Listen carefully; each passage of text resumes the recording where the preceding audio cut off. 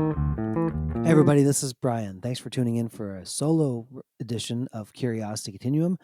Josh and I will take the opportunity to speak directly with you, the listeners, on topics of our choice, and sometimes we'll take them asynchronously, meaning that we'll talk call and response. Other times it's just what's on our mind, and we wanted to drop in a little short episode for you to just consider what this topic may bring up in you and allow us to share directly with you.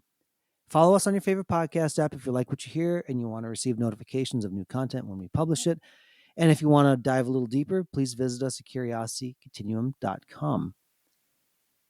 Have you ever thought to yourself, I'm really good at that? I really hate doing that.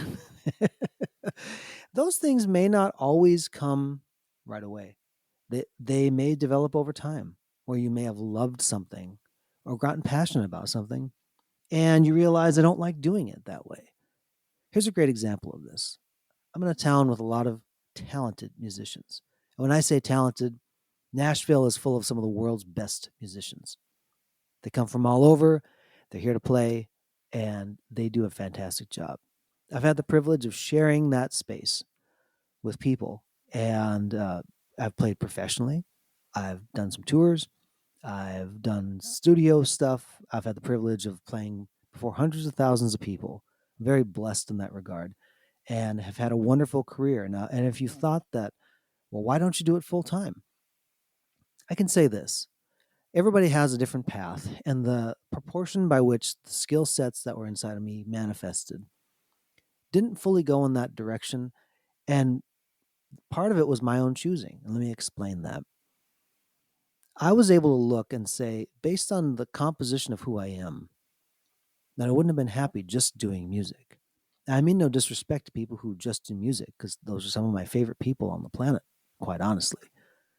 They chose a path that made music their all. They made it their specialty, they made it their passion.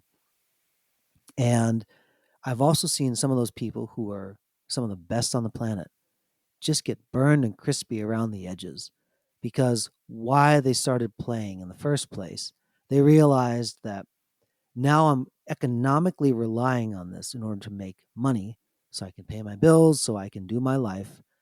And there becomes this animosity almost within yourself or this tension. I love doing this. I hate doing this. But likely it's the context by which it's living in.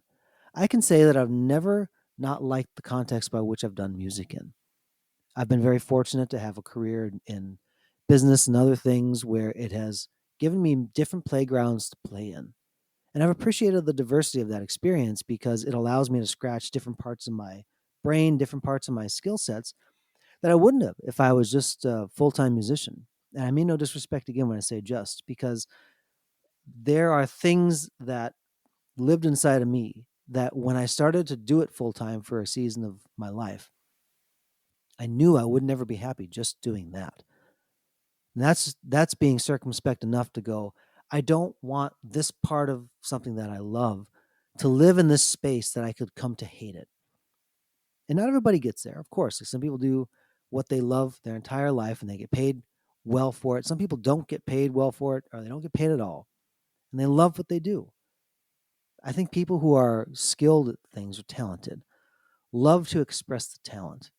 And more than they get the satisfaction themselves from doing it, many times they are blessed by watching other people be blessed by their talent and skill because you've now shared that with the world. I've often thought about what I would say to some famous actors in the world. One of my favorite actors is Patrick Stewart, and many of you know him. If you don't know him, you may not have been in pop culture for the last 30, 40 years or so.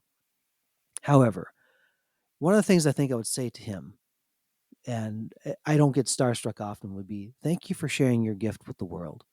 Now, for him, it's what he does.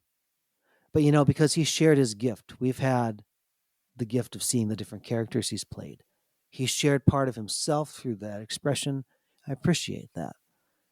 And when you do those things, the things that you love, that you're passionate about, and you put it out there, there'll be people that will be blessed by it and they will appreciate that.